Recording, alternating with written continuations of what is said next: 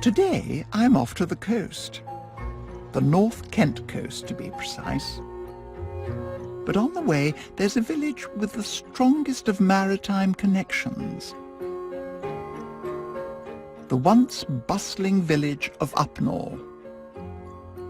In days gone by, this street had a butcher's, a baker's and grocer's, a post office, and 4 pubs.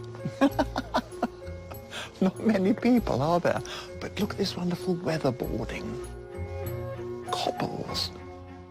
I love cobbles, as long as you're not wearing heels, of course. But the fascinating thing about this village, the only way to get out of it until the 20th century was by boat. Life in Upnor has always been dominated by the Medway estuary. In fact, the name Upnor started out as Upnor, meaning on the bank. Now, over there, just upstream, it was the site of the Royal Docks at Chatham. So for centuries, you'd have seen the Royal Naval ships sail up here majestically, past that slight bend, the 10 miles up to the mouth of the Medway, and on to conquer the seas. The Royal Navy left here for good in 1984.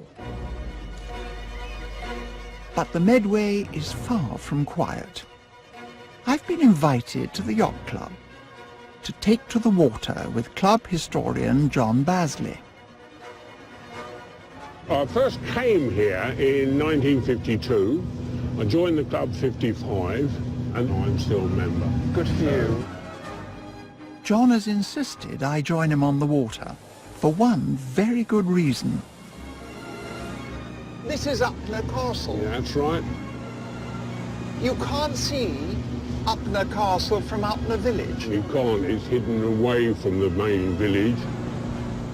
It was built about 1567 for Queen Elizabeth to defend the dockyard, which was further up the river in Tudor days. Right. It looks in very good condition. It is. You can see the gun emplacements on the lower bastion. This castle has one great claim to fame. It's the only coastal fortress in the country to have fired a shot in anger. In 1667, a Dutch raiding party made an audacious assault on the Royal Dockyard.